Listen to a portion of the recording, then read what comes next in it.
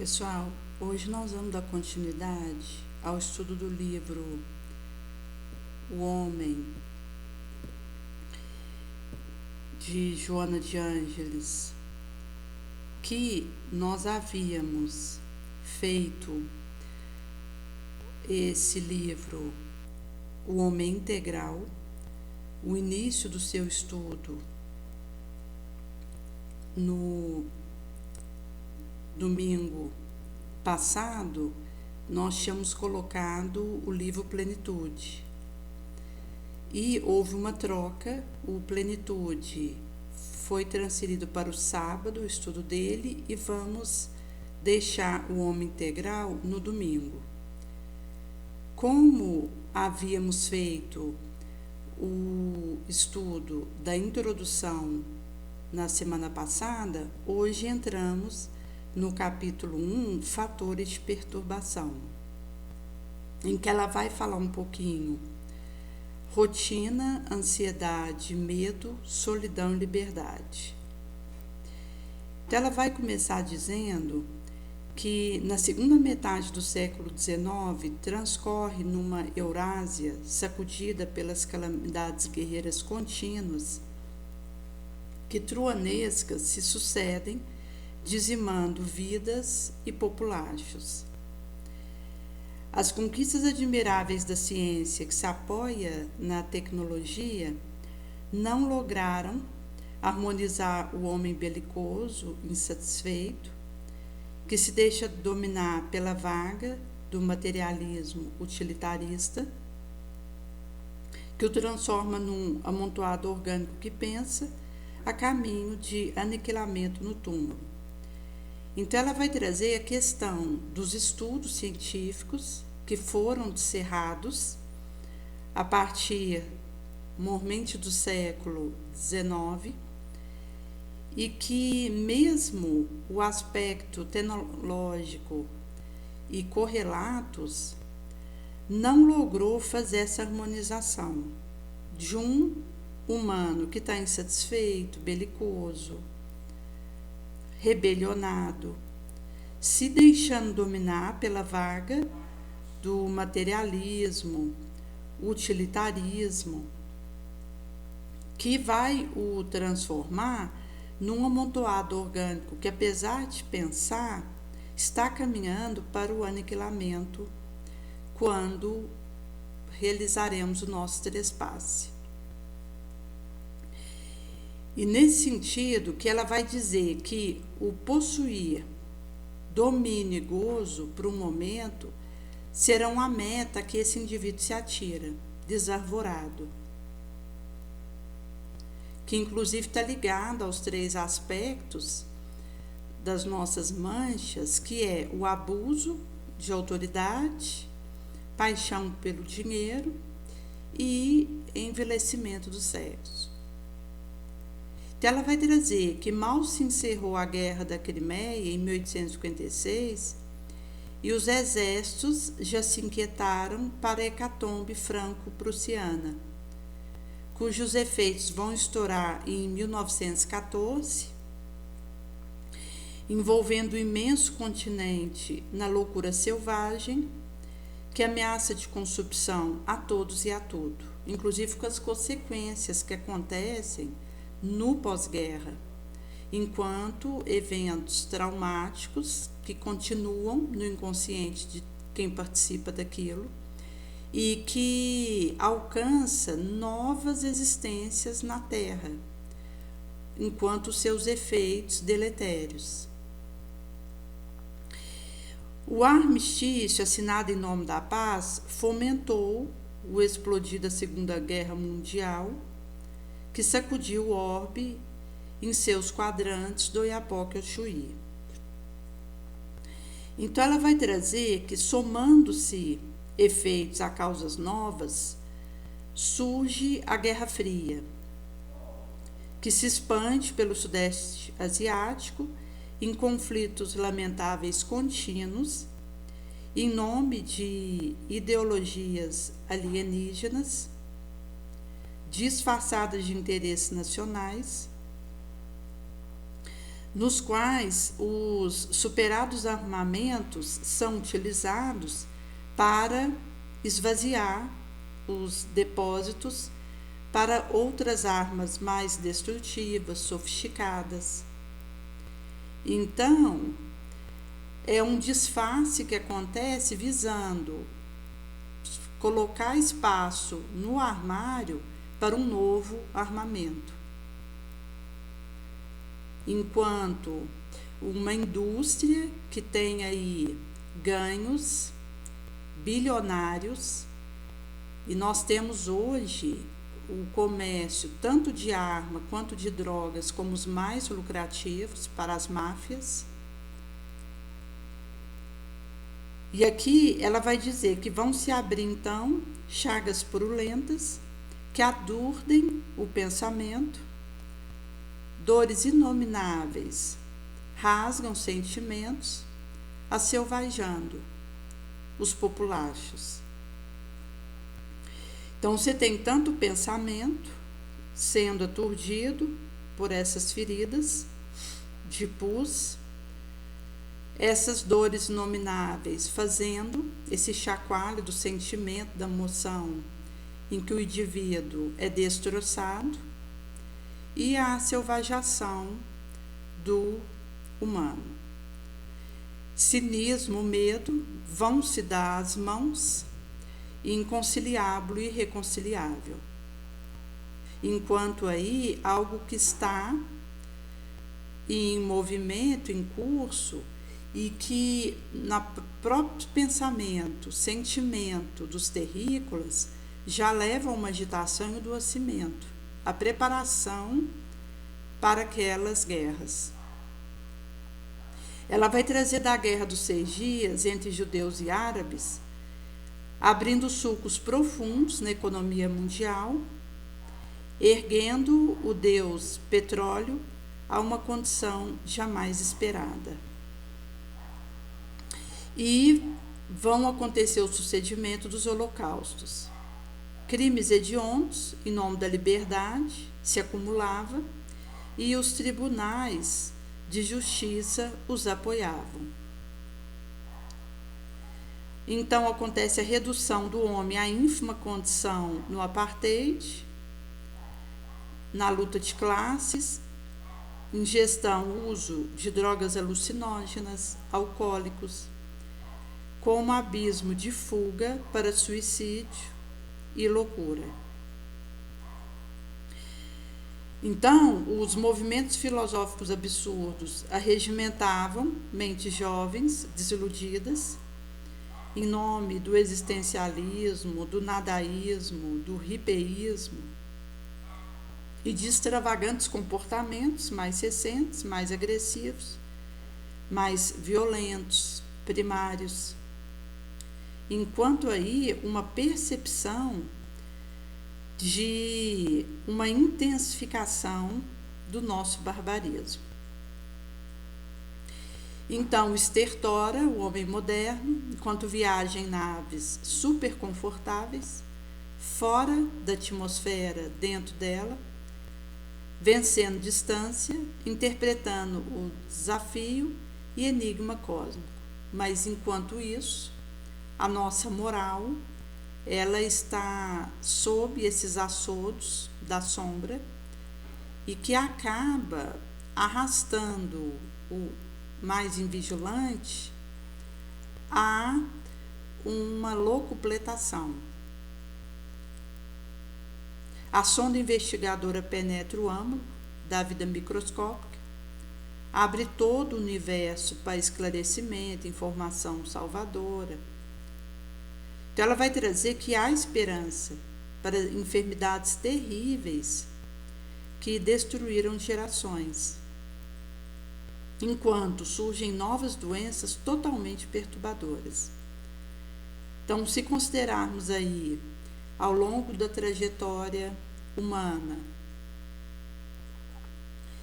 de 7.000 anos para cá, aconteceram doenças que levaram um número muito alto de indivíduos e que existe uma esperança devido ao próprio caminhar da ciência, da pesquisa de ponta. Mas, ao mesmo tempo, novas doenças perturbadoras ocorrem, como a gente tem no caso da pandemia do Covid, porque mesmo em meio a uma série de descobertas, tanto no aspecto de doenças microscópicas, quanto a questão dos nossos transtornos psíquicos, o avanço aconteceu e mesmo detentores de um conhecimento mais vasto, mais interdisciplinar, mais disponível para o povaréu, acabou que nós tivemos os surtos de pandemia do Covid, em que muitos desencarnaram, mostrando que escapulia das nossas mãos.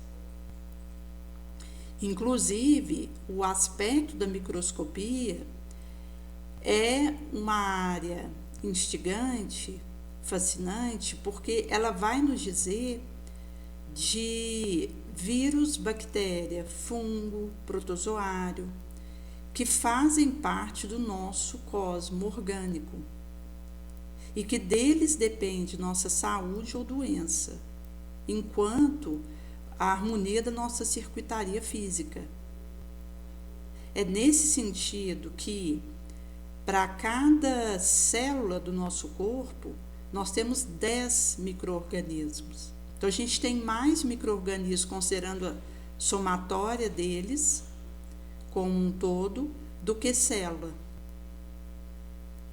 E isso mostra como é importante essa relação que acontece entre a célula humana e um outro micro-organismo, seja ele celular ou acelular, mas que vão ter os que contribuirão positivamente com o nosso circuitário e aqueles outros que prejudicarão o nosso metabolismo, sob o comando da nossa mente, dos nossos estados vibracionais de pensamento, que darão um veredito.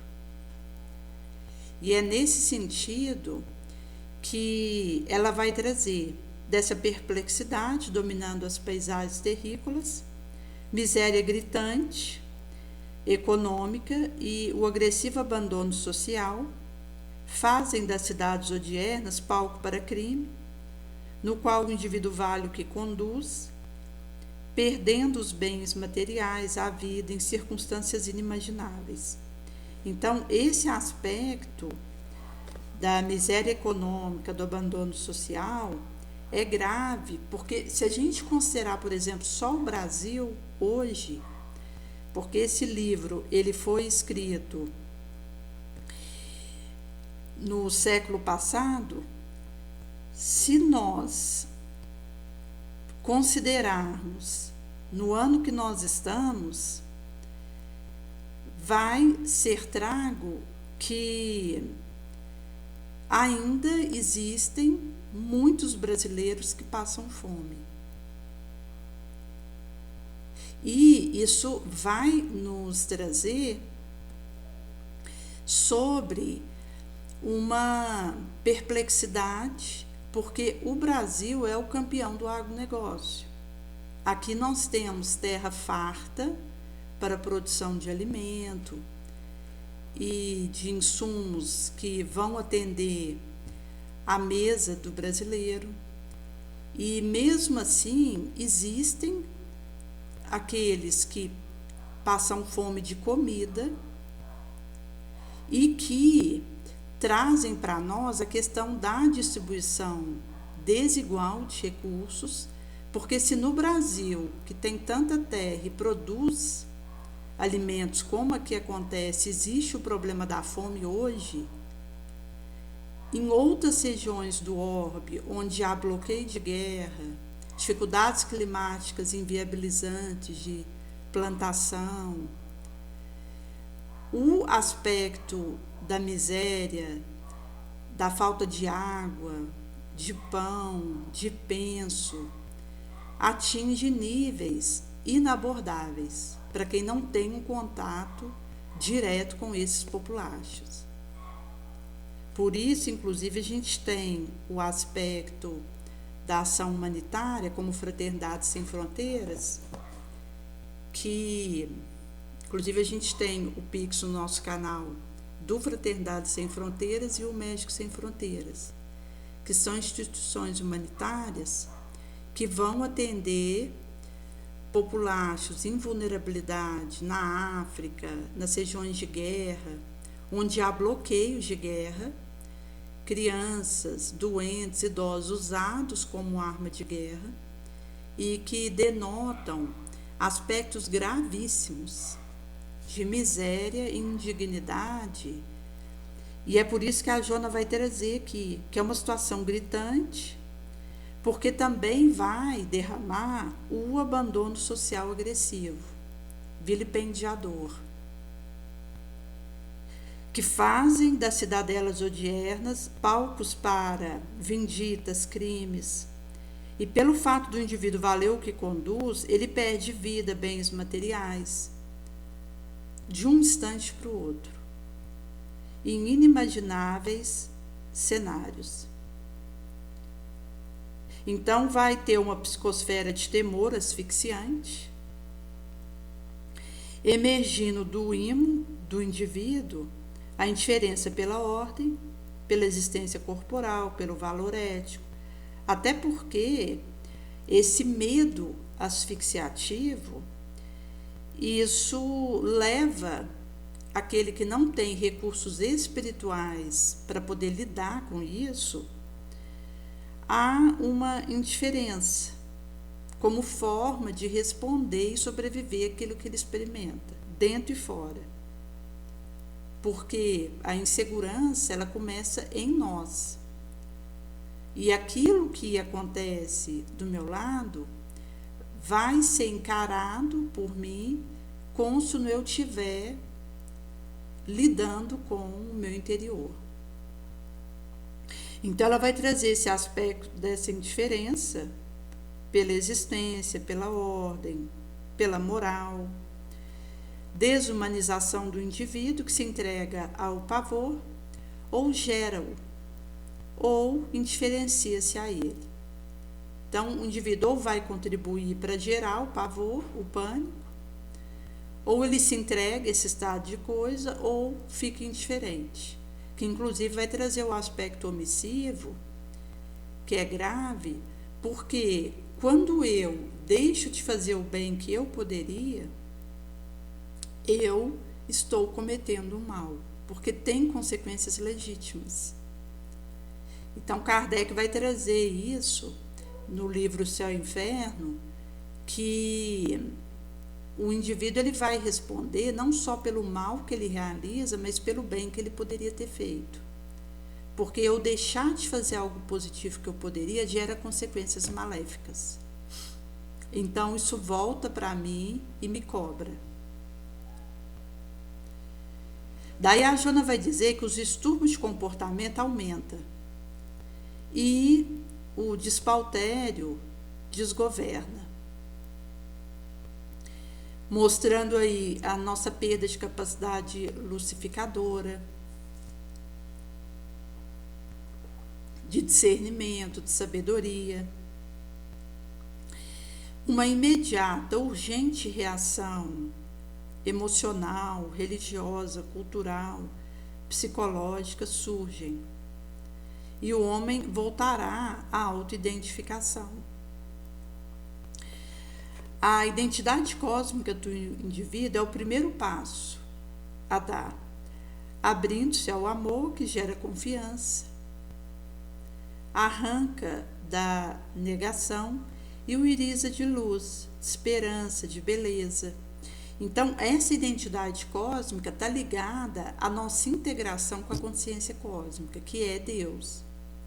Inclusive, o universo ele é uma expressão da consciência cósmica.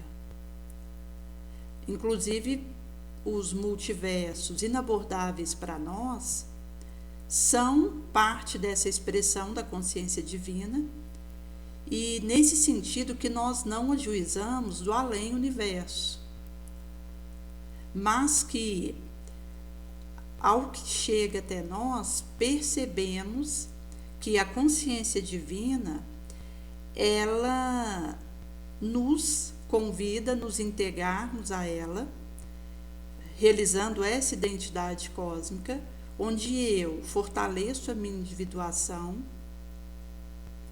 e, ao mesmo tempo, o meu relacionamento com o Criador, porque eu não posso me evadir disso, fugir disso.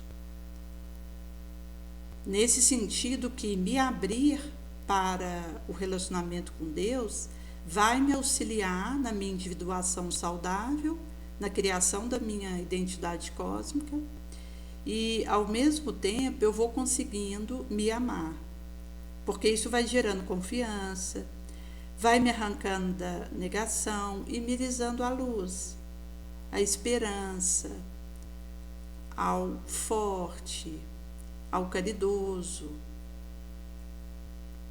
A grande noite que constringem é o início da alvorada que surge.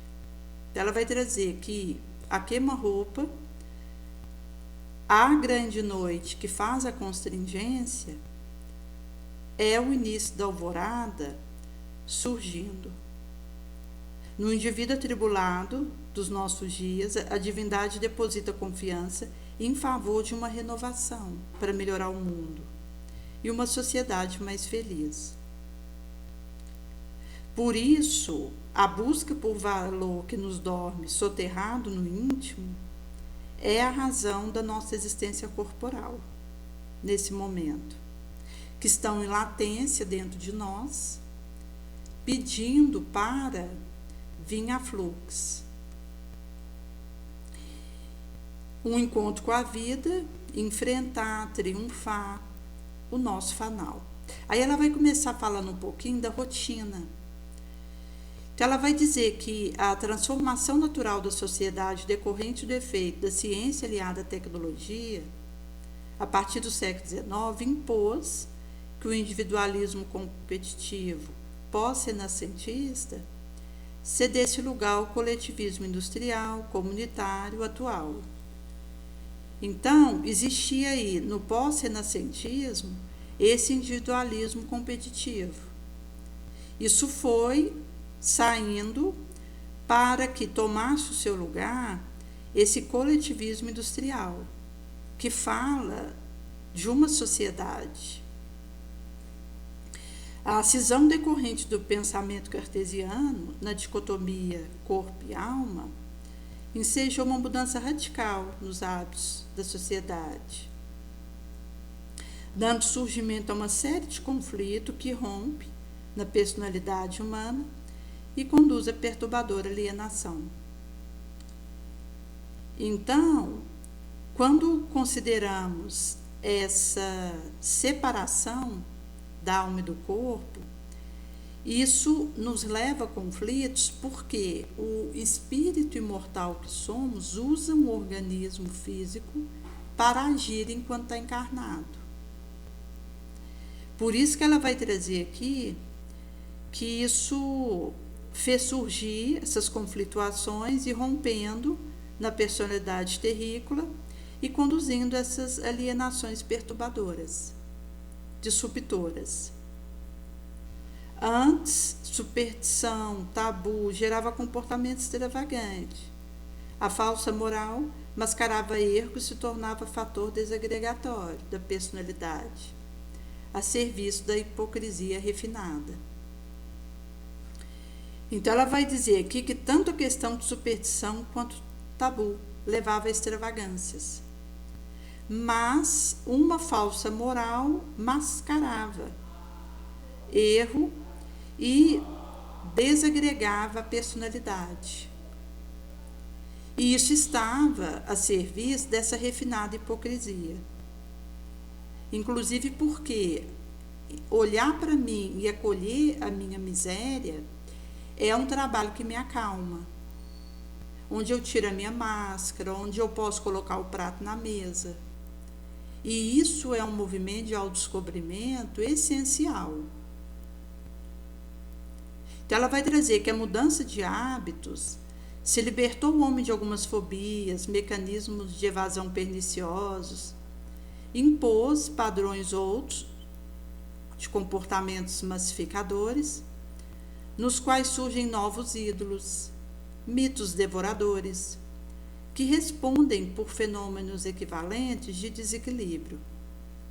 Então, a questão das alterações de hábitos pode até ter liberado o terrícola de mecanismos de evasão perniciosos e de algumas fobias, até porque a ciência estava caminhando. A doutrina espírita foi se ampliando com a noção da reencarnação, da nossa pré-existência ao berço e nossa continuidade depois do túmulo, da lei de causa e efeito, que já vigem de sociedades antigas que passaram pelo orbe e que foram recebendo essas instruções dos maiores, prepostados por Jesus. Mas, por outro lado, nós tivemos a imposição de padrões outros de comportamento massificadores. Porque quando a gente percebe a questão do mito que devora, onde existe uma idealização, um sonho inalcançável que tem esse efeito desatrelador, esmagante, e ao mesmo tempo a questão do ídolo, mais fracos do que nós próprios, e que vão responder por fenômenos desarmonizadores, porque são fugas da realidade. E ao invés de nos aproximar do conhecimento de nós próprios, nos afasta. Reforça as nossas ambiguidades, as nossas máscaras. E, inclusive, dificulta o auto-perdão. Nesse sentido que ela vai dizer que houve troca de conduta, mas não de uma renovação saudável, na forma de encarar-se a vida, de vivê-la. Então, eu posso modificar a minha atitude, sem que isso signifique uma renovação saudável, na forma que eu enxergo o viver e realizo isso. Inclusive porque nós podemos estar vivos por fora, mas mortos por dentro. Como zumbis que, mesmo fazendo um movimento orgânico, o espírito está dormindo, numa consciência ainda de sono, em que os aspectos relacionados à minha reforma moral ficam desatendidos e relegados. Daí ela vai trazer que, de um lado, a ciência em constante progresso não se fez acompanhar por um correspondente desenvolvimento ético-espiritual, candidata-se a conduzir o homem ao niilismo e ao conceito de aniquilamento.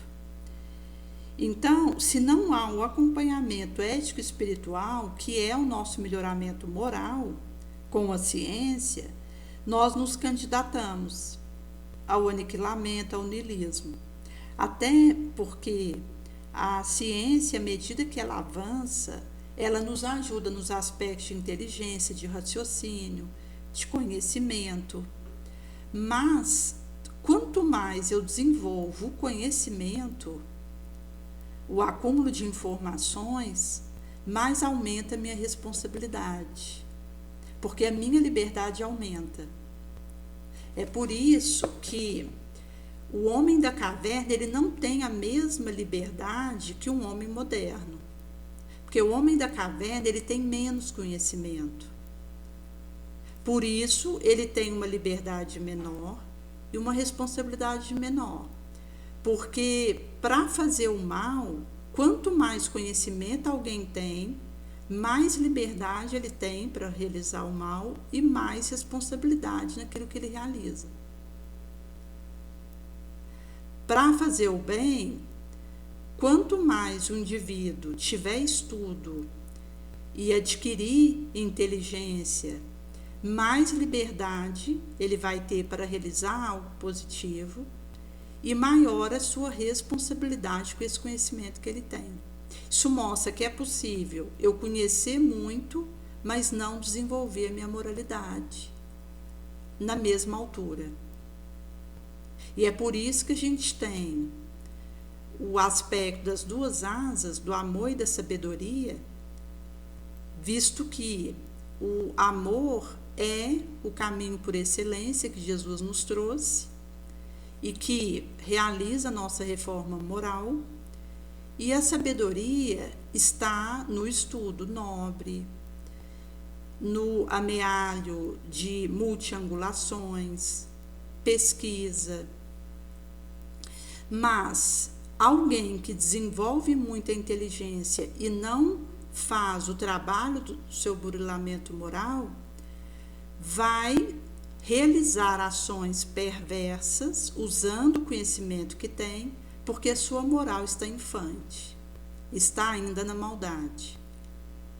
Por isso que a Joana vai dizer aqui que a ciência, mesmo fazendo esse progresso inaudito, por não ter se feito acompanhar pelo desenvolvimento espiritual, que é a nossa base, o homem acabou num autocandidatismo de aniquilamento e niilismo. No outro sentido, o contubérnio subjacente apresenta um exasperador elenco de áreas conflitantes em guerra, ameaça de guerra que sucede da variação de economia, em volumosos bolsões de miséria de vária ordem, empurrando o terrícola para a ansiedade, para a suspeição contumaz, para a insegurança e para a violência. Então, o aspecto desse contubérnio que subjaz tem esse elenco exasperador de áreas conflitantes. Porque se eu desenvolvo o meu conhecimento e não faço a moral caminhar junto, eu vou usar o meu conhecimento para produzir diferentes tipos de droga, para sofisticar as armas, para requintar os instrumentos de tortura. Então, isso leva a esse derramamento da área conflitante em guerra e ameaça de guerra, que em variação de economia acontece, e nos bolsões de miséria volumosos de todo porte, que vai empurrar o indivíduo, seja insegurança, ansiedade, a violência, a suspeição contumaz, que ele fica na defensiva. Porque do momento que nós temos mais conhecimento enquanto sociedade, nós temos mais liberdade, nós temos mais responsabilidade. Mas como a nossa moral não acompanhou, a gente requintou os nossos instrumentos de prejuízo, de agressão, de guerra. E isso leva à multiplicação de transtornos mentais, espirituais, porque são mais débitos sobre as nossas cabeças. Mesmo se a gente considera alguém que está fabricando uma bomba para proteger o seu país de uma suposta situação de risco daqui a alguns anos, eu, como parte da sociedade, estou ligada a essa situação. Por isso que, quando existe um bolsão de miséria na África, isso diz respeito a mim, que estou em outro país, porque somos um povo terráqueo sob a governança de Jesus e que nos comprometemos na terra a minorar a dor, a levar esperança, a auxiliar o necessitado de todo porte. É por isso que a gente tem que ter cautela com a cota que nós estamos dando para essa situação. Eu, como um espírito inferior que sou, tendente a me omitir, a não acompanhar as instâncias para ser útil e dormir no ponto, preciso despertar minha consciência para que, diante da dor que assola, eu não seja encontrada no meu comodismo, na minha preguiça, na minha inércia. Nesse sentido, que a Jana vai trazer que, a fim de fugir dessa luta desigual, que é do indivíduo contra a máquina, o mecanismo responsável pela segurança emocional leva o indivíduo que não se encoraja ao competitivismo doentio à acomodação, enfermo igualmente, como forma de sobreviver no báratro em que se encontra, receando ser vencido, consumido pela massa crescente, esmagado, ou pelo desespero avassalador. Nesse sentido, essa luta do indivíduo com a máquina, ela é desproporcional, desigual. Então, o terráqueo, ele busca fugir disso, e quando a gente fala de implementos na engrenagem emotiva responsável pela segurança interior, vai levar a fazer uma acomodação, porque não há um encorajamento ao competitivismo doentio.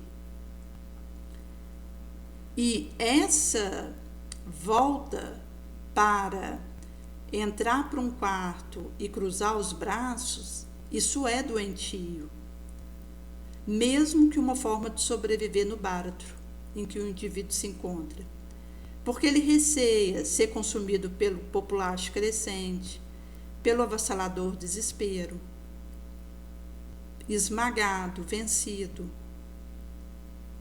E, de fato, a desesperação campeia pelos nossos índices de pânico que estão aumentando, de ansiedade mórbida, de depressão, de transtorno bipolar.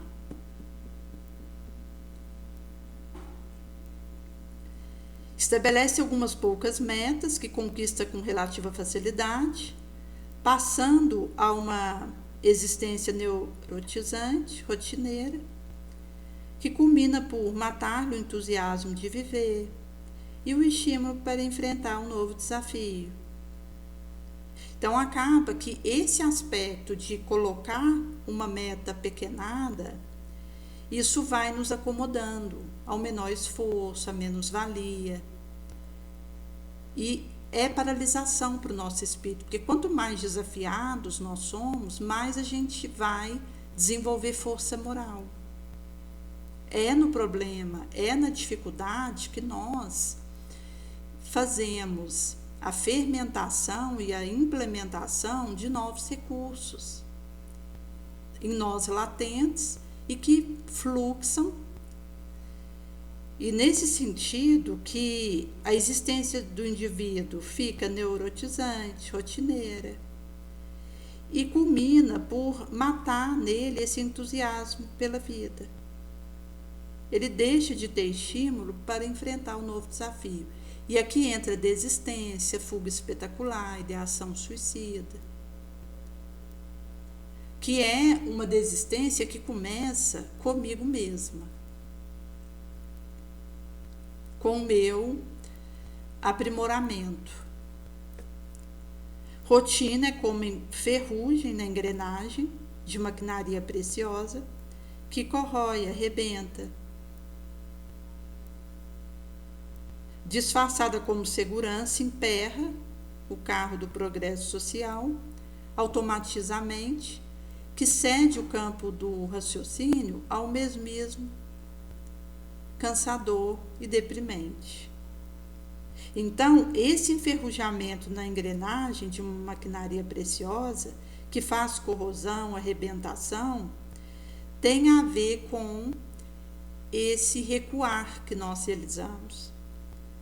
Porque poderemos enxergar uma rotina que, na verdade, está disfarçada como segurança, mas é um empeço que faz o emperramento do carro do progresso social e automatização da nossa mente, cedendo o campo do raciocínio a um cansador e deprimente mesmismo. O indivíduo vai repetir a ação de ontem com igual intensidade hoje. Ele tira a perspectiva de se melhorar cada vez mais. Trabalha no mesmo labor e recompõe idêntico passo. Mantém a mesma desinteressante conversação. Retorna ao lar ou busca espairecimentos repetidos. Clube, bar, jornal, televisão, sexo, com frenético receio da solidão até aposentar. Nesse interim, faz a realização de férias programadas, visita lugares que o desagradam, porém, ao chegar lá, ele se reúne a outros grupos igualmente tediosos e, chegando ao denominado período do gozo, repouso, deixa-se arrastar pela inutilidade agradável. Vitimado por cardíaco problema que resulta da pressão largamente sustentada, ou por neurose, que a monotonia engendra. Então, é um ioiô que faz um feedback retroalimentativo vicioso, porque ele não desperta para esse autolapidamento.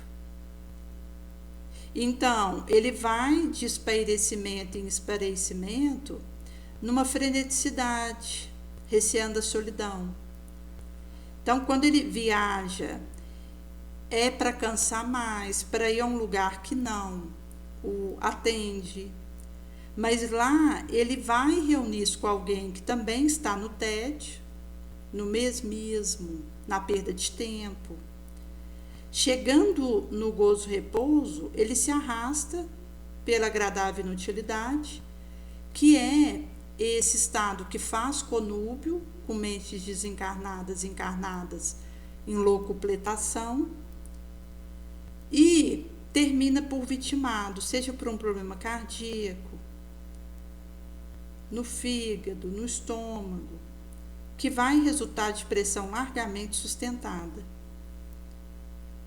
ou por neuroses engendradas pela monotonia. O homem é um mamífero biosocial construído para experiência, iniciativa constante e inovadora, porque nós precisamos desse avanço.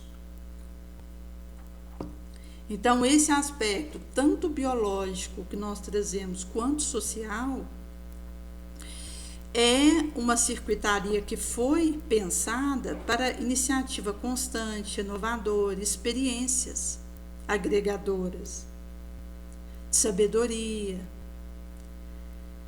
A nossa vida é resultado de bilhões de anos de transformações celulares, sob o comando do espírito, que elaborou equipamentos orgânicos, psíquicos para respostas evolutivas, que a perfeição por vir nos exige. Nesse sentido, que o trabalho é para nós um estímulo aos valores que nos dormem latentes, aguardando despertamento, ampliação, desdobramento. E é nesse sentido que nós precisamos do labor no bem. Nós um dia chegaremos no nível evolutivo, se tudo der certo, em que não precisaremos do serviço no bem para nos mantermos nobres, na luz. Mas o nosso atual estado evolutivo necessita do serviço nobre. Do momento que o indivíduo se envolve em uma atividade benemerente, em uma movimentação que auxilia outrem, ele está dando passos concretos para ser curado, liberto, harmonizado, porque é para nós uma necessidade. E é nesse sentido que Ao deixarmos que esse potencial permaneça inativo por rotina, indolência, a frustração emocional entorpece o nosso sentimento ou nos leva à violência, ao crime, com o processo libertatório da masmorra que nós mesmos construíramos, nela encarcerando-nos. Por isso que, subitamente, qual correnteza contida que arrebenta a barragem, rompe os limites do habitual, dando vazão a conflito, a instinto agressivo, onde tombamos em processos alucinados de choque e de desequilíbrios.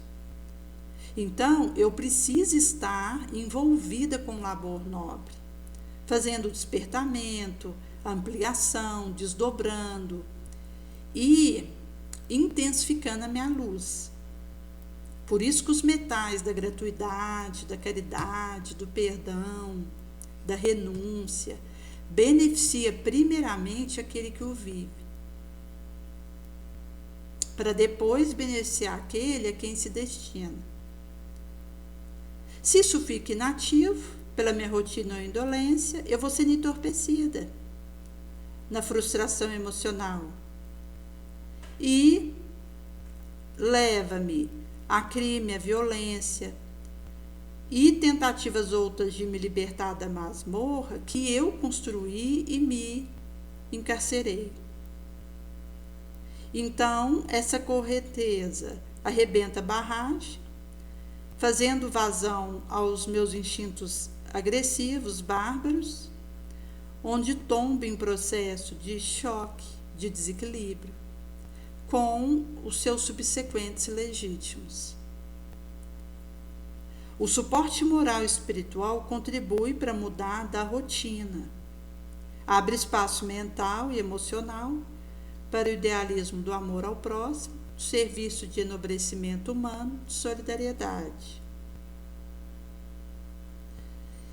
O homem se deve renovar incessantemente, alterando para melhor atividade, hábito, motivando-se para autoaprimorar, com movimentação consequente das forças, que fomenta o progresso pessoal, social, a benefício do seu entorno em geral.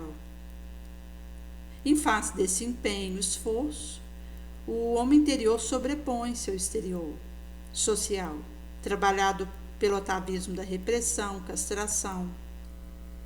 Propõe conceitos mais dignos de convivência humana, consonância com as ambições espirituais, que nos passam a comandar as íntimas disposições. Então, ela vai trazer aqui que essa força, esse suor e esse sangue me sobrepõe ao exterior social, que é talhado via castração, atavismo de repressão. O meu interior, que vai se fortalecendo pela luz do Evangelho, propõe um conceito mais digno de convivência com o outro, que vai consonar com a ambição espiritual, que passa a comandar a minha disposição interior. Nesse areal, seja excesso de tecnologia que aparentemente resolveria os problemas, faz engendrar novos dramas, conflitos comportamentais, na rotina degradante, que necessita ser reexaminada para correção a posteriori.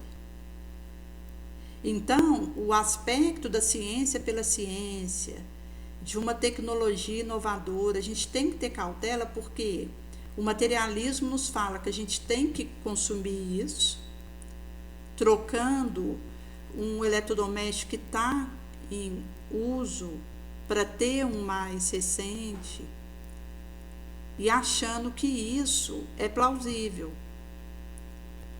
para atendermos à moda ditada pelo materialismo, o consumismo. Nesse sentido, que só faz engendrar novos conflitos e dramas, porque então estamos despenhairando na rotina degradante, necessitando reexaminar a situação para posterior correção. Isso significa que o individualismo, que deu ênfase ao enganoso conceito do homem de ferro e da mulher boneca, objeto de inutilidade, de luxo, cedeu lugar ao coletivismo consumista sem identidade, que o valor obedece a novo padrão de crítica e de aceitação para imediato triunfo, sob o alto preço de destruição do indivíduo como pessoa livre, racional. Porque esses conceitos de mulher boneca, objeto de luxo, inutilidade, homem de ferro, tragos pelo individualismo,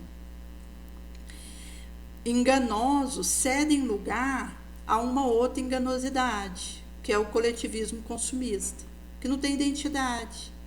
O valor ele vai obedecer a um padrão novo de crítica, de aceitação da moda, do ditame, para um triunfo imediato, sob o alto preço da destruição do ser, como pessoa que pensa, que vai ser responsável por sua escolha, por ser livre. Inclusive, diante de mais opções, eu tenho mais responsabilidade. Daí, a minha escolha errada, o meu adormecimento moral implicará em mais débitos, mais falhas. Enquanto que o materialismo, sob o seu ditame, vai dizer que isso é triunfo, que isso é conquista. E aplaudir. A liberdade custa um alto preço e deve, como tal, ser conquistada na grande luta que se trava no cotidiano, que é dentro do indivíduo. Não tem plateia, não tem testemunho. É na solidão que nós conquistamos, no travamento da luta grande, a liberdade, com sangue, com suor, sob um alto preço. Liberdade de atuar, de ser, de ter respeitado nossos valores e opções, de aplicar, discernir, considerar naturalmente código ético social, sem submissão acomodada, indiferente a padrão de conveniência de grupo dominante. Então, quando a gente tem essa perspectiva do livre-arbítrio, primeiramente de sermos, de atuarmos, de termos as nossas opções de olhar, vigiar, orar, discernir, aplicar, com vista nessa autonomia moral, onde o certo continua sendo certo, mesmo que ninguém faça. E o errado continua sendo errado, mesmo que todos estejam fazendo. Então eu, mesmo na solidão, optarei pelo correto. Viverei. E isso vai me tirar da submissão indiferente, acomodada a um padrão de conveniência do grupo que domina. E esse aspecto de um aglomerado dominante tem interesses jacentes a isso, seja do lucro, da evidenciação de uma marca, com fins ideológicos, que tem a ver com uma sociedade consumista, para atender um padrão estipulado. A escala de interesse apequenando o homem, brinda-o com prêmios que foram estabelecidos pelo desumano sistema, sem participação do indivíduo como célula viva, pensante, do conjunto geral.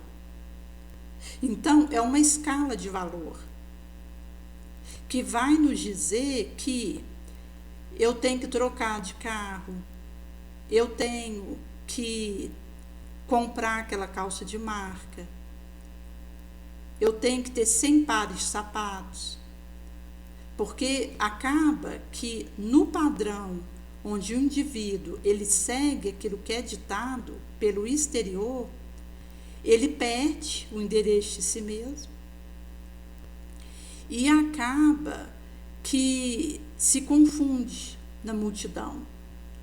E Kardec ele vai trazer como a resposta dos maiores ao aspecto de resistir à tentação e de não ser arrastado pelo mal, o caminho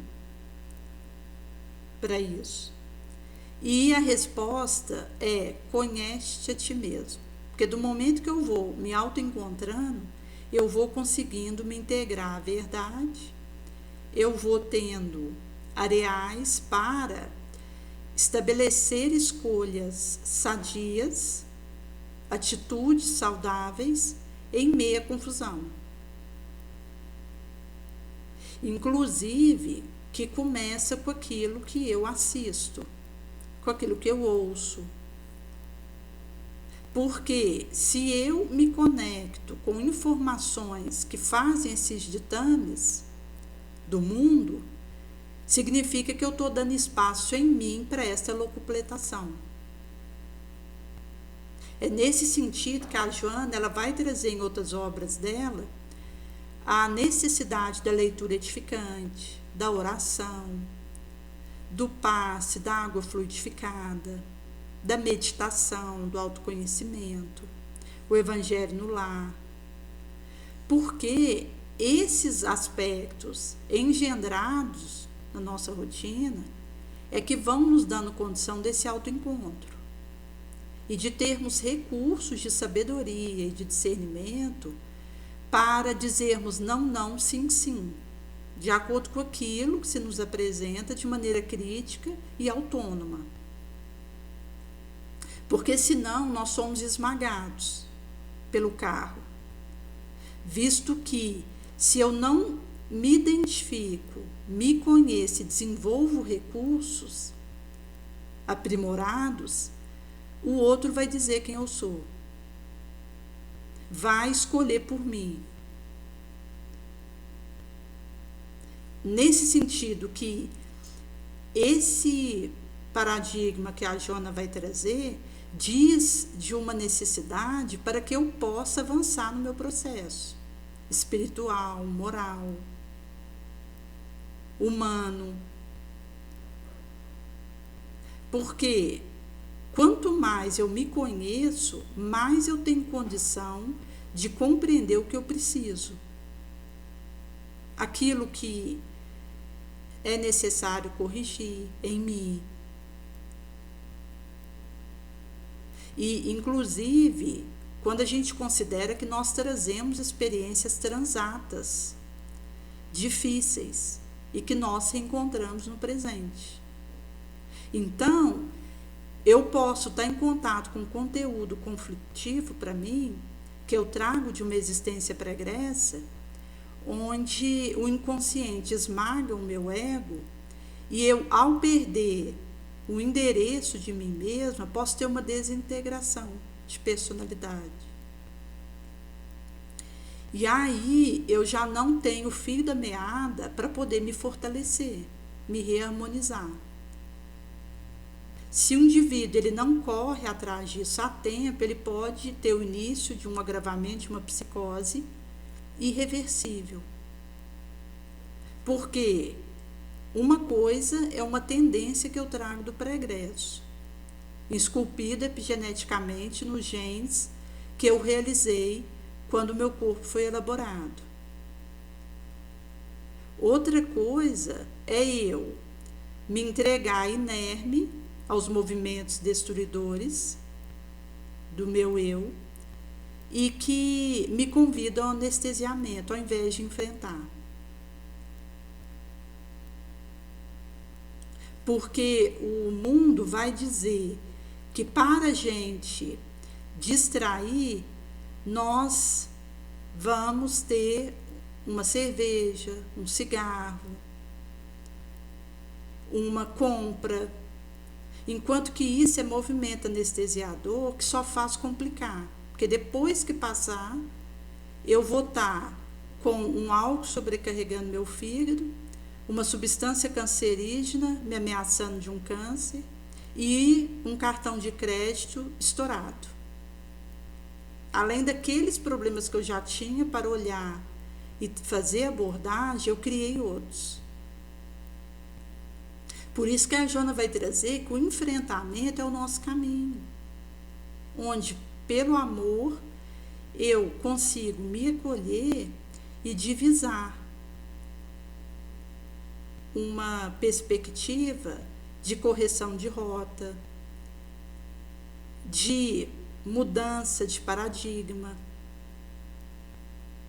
e de um maior autodescobrimento. Por isso que ela vai dizer dessa escala de interesses, que é pequeno o indivíduo, porque brinda ele com prêmios estabelecidos por um sistema desumano. Isso aqui a gente vê, inclusive, em avaliação de desempenho, de trabalho, notas e extras que são prometidos se cumprir meta, que são, além de inalcançáveis, destruidores do equilíbrio do indivíduo, porque ele vai se esforçar para adequar uma meta inatingível, porque diz respeito a uma competitividade insaciável, que tira ele da perspectiva real de se melhorar e vencer a sua sombra, de ser melhor hoje do que ontem, amanhã do que hoje, e que a gente vai fazendo com fortalecimento moral, soberano. Por isso que nesse sistema que é imposto pelo que vem de fora, nós não participamos como uma célula viva e pensante do concerto geral. Como a profilaxia, a terapêutica eficaz, ela vai trazer os desafios propostos pelo mestre, que são de grande utilidade, induzindo o indivíduo a dar passos mais largos, audaciosos, do que aqueles que levam na direção dos breves objetivos da existência, enquanto apenas material. Nesse sentido que o que Jesus nos desafia e nos convida é um movimento de nos tornarmos úteis no concerto. Ele vai nos induzir a dar passos mais rápido, mais audaciosos, porque visam o nosso espírito, as construções imorredoras, cujo tesouro está no nosso coração, que a traça não rói, que a ferrugem não corrói e que o ladrão não rouba, não leva, que é o que nós vamos levar para o astral. O bem que tivermos feito, só. A desenvoltura da proposta evangélica facilita ruptar a rotina, dando dinâmica saudável para uma vida integral, favor do homem espírito eterno, e não apenas da máquina humana pensante a caminho da dissolução do túmulo e do esquecimento. Então, as propostas evangélicas é a nossa cartilha, o beabá, o mapa do tesouro, para desenvolvermos as propostas que vão ruptar com os nossos maus hábitos, que foram estatuídos até aqui. E isso é uma resignação dinâmica que leva a um concerto saudável de um movimento que vai nos integrar em favor do espírito eterno. Porque o organismo físico, ele está a caminho do desencarne, da dissolução, do esquecimento. Inclusive, conforme nós vivamos a experiência terráquea, será a nossa desencarnação. Quanto mais o indivíduo é desmaterializado, mais suave o seu despertar na outra vida. Mais rápido, é como uma fruta madura que cai do pé da árvore. Destaca com relativa leveza, rapidez.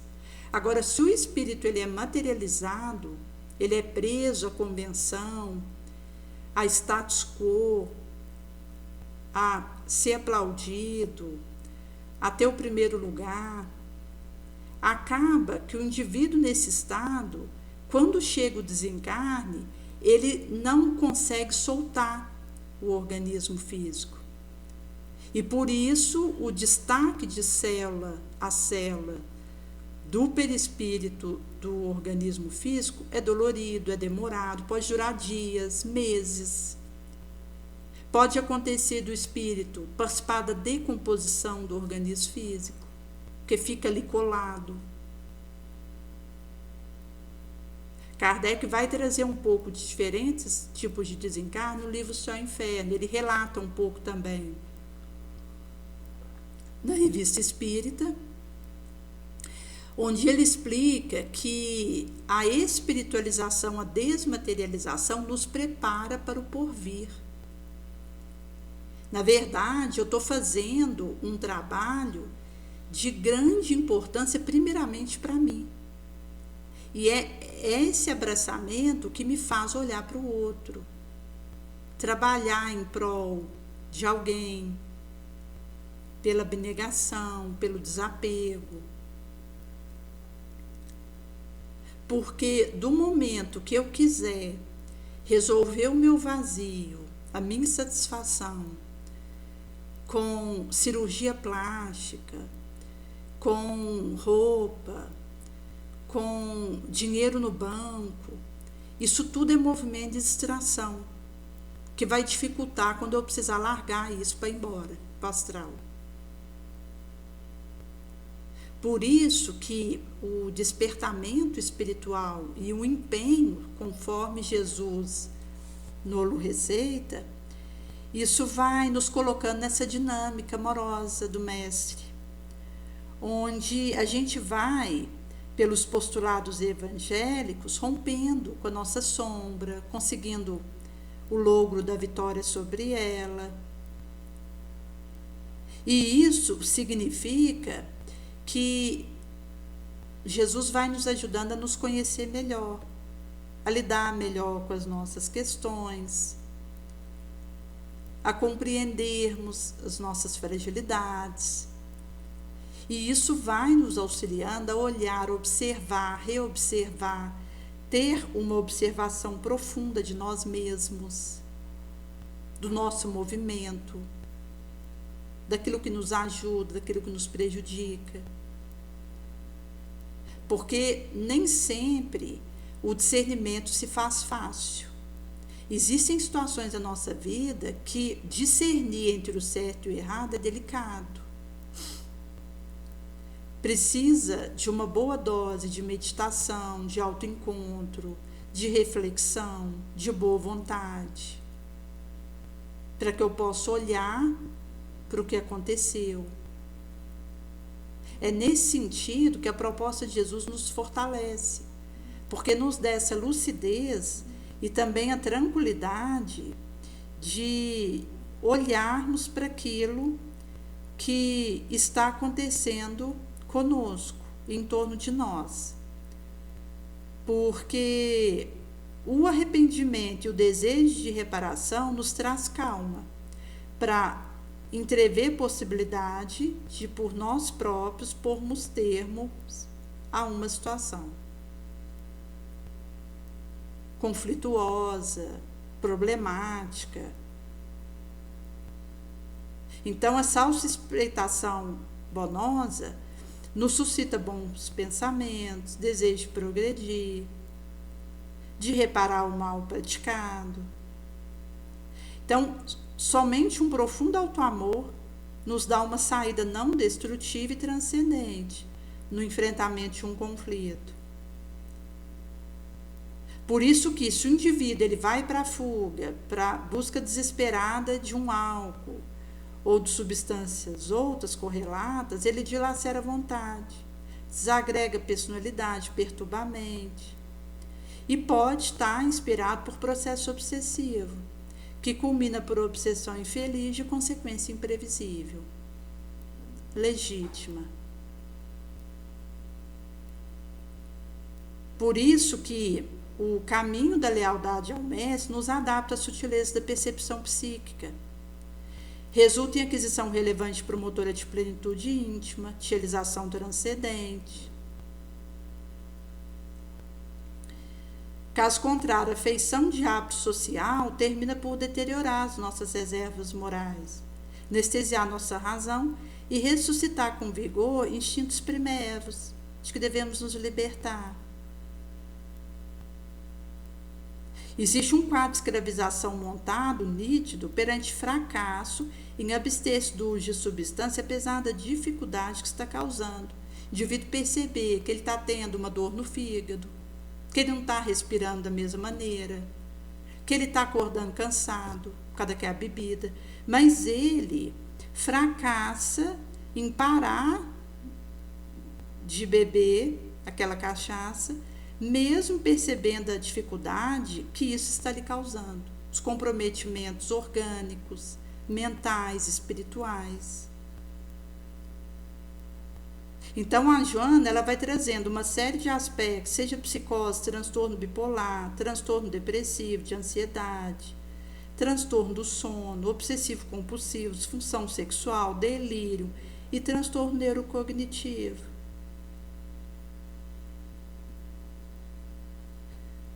Porque a célula é a materialização do molde energético elaborado pelo modelo organizador biológico.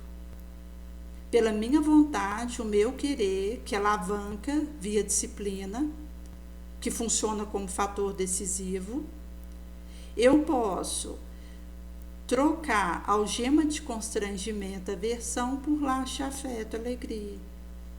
Nessa catarse libertadora, em que é possível nós refazermos o nosso destino.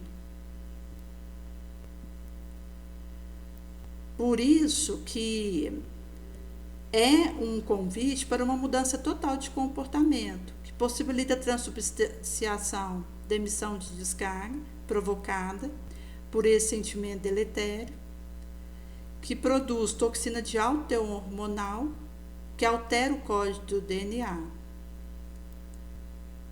Elucidada a citação, o amor cobre uma multidão de pecados, em Pedro 4,8, é essa energia amorosa, funcionada pela ação da vontade, por epigenética, pois provém do meio externo, de transformação estrutural do pensamento do espírito, se encarrega de construir novo alicerce sutil,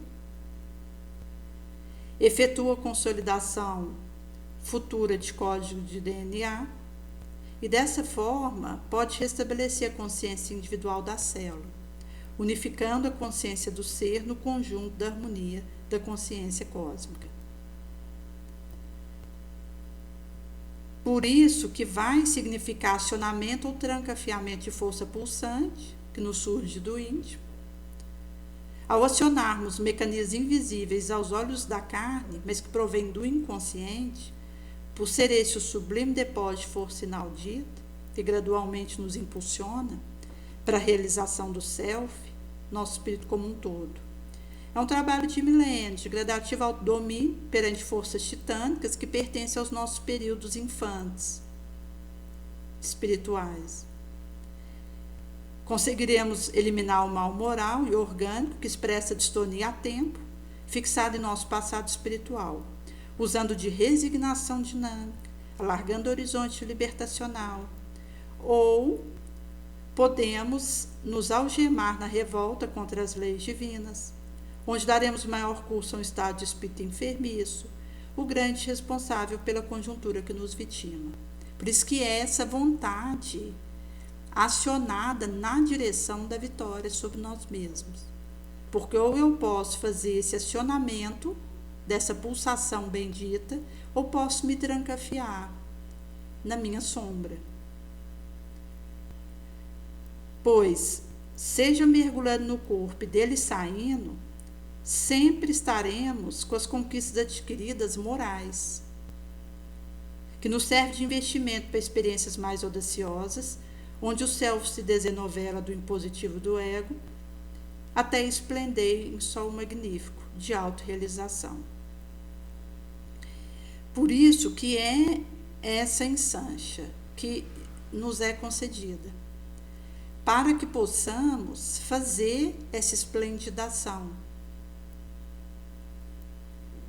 E isso vai significar que o caminho poderá acontecer no êxito, desde que o nosso querer esteja acionado para a construção dos novos hábitos, porque o fator decisivo é da disciplina.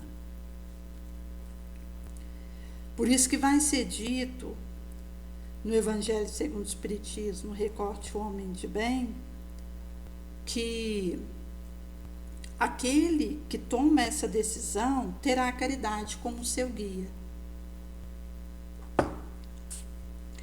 Diz a si mesmo que aquele que leva prejuízo a outrem por palavra malévola, que fere a suscetibilidade de alguém por seu desdém ou orgulho, então por essa atitude faz o sangramento da suscetibilidade de outrem, que não recua a ideia de causar uma inquietação, uma contrariedade, mesmo que leve, quando poderia evitá-lo, falta o dever de amor ao próximo e não merece a clemência de Deus. É indulgente para com a fraqueza alheia, porque sabe ele mesmo ter necessidade de indulgência. E se lembra das máximas do Cristo: aquele que está sem pecado, atire a primeira pedra. E é nesse sentido que o homem de bem, ele lembra apenas dos benefícios. E, ao encontrar satisfação dos benefícios que derrama, no serviço que presta, nos que faz feliz, nas lágrimas que seca e nas consolações que distribui aos aflitos, pensantes no outro ao invés de si, procurando o interesse alheio antes do seu próprio. O egoísta, ao contrário, calcula lucro e perda de toda ação generosa. Nesse sentido que o aspecto da gratidão e, ao mesmo tempo, de nós fazermos o estudo da nossa imperfeição e trabalhar para combatê-las, vai nos permitir a fazer essa fermentação do hoje melhor que ontem, amanhã melhor que hoje, porque isso vai nos colocando nesse ritmo, nessa proposta. E nesse sentido que, quando nós fazemos vibrar todas as ocasiões para ressaltar a vantagem outrem, mas não fazemos valorizar nem nosso espírito, nem nossos talentos, as expensas de alguém, isso nos coloca nesse contato com a humildade que Jesus vai nos trazer como essa condição. Porque o espírito que é simples, ele está na base, com a bagagem leve e caminhando rumo à sua destinação.